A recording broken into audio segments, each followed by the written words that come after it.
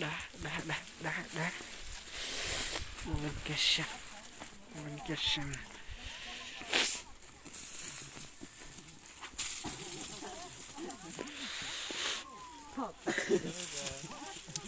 Nó phá người ta sẽ chụp.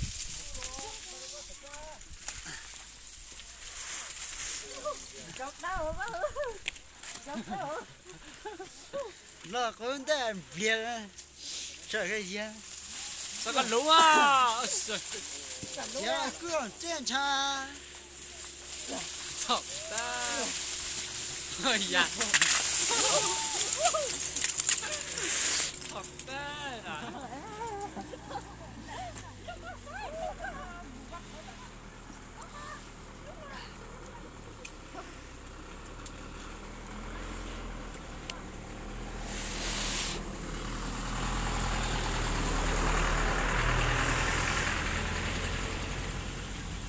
đây mấy con xe lạnh quá về, lạnh quá về nha mọi người.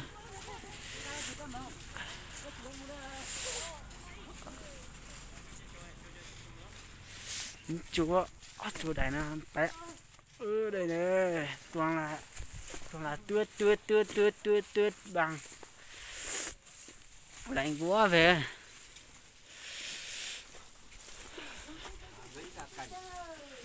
Gãy là cái gì nhỉ? Mấy cái thằng này để nguyên đấy cho người ta xem ai vô ai xem. người này sợ thì sẽ mai không tàn quá nhỉ. Chắc là hết tuần này mới tăng đấy. hết tuần này mới là bắt đầu dây thép dây điện đóng băng. Đây để đóng băng có để không? Làm sao có chập nó vào đóng cầu dao, cái hôm lúc đấy cái thằng điện lực nó ngồi đây đóng cầu dao chập. Lạnh cực. Tôi có ngủ được không? Ngủ được chứ. Lạnh thế này mới ngủ được hả? Hôm qua năm nay cho tao ngủ dưới hầm này bình thường, lên tao mở mới thấy băng còn bình thường thôi. Chỗ này là lạnh nhất đấy. Chỗ này cao nhất rồi. Hôm qua Tà Xùa có băng tuyết nhưng hôm nay ở đây hôm qua không có. Đây hôm qua không có hả? Không có một tí nào.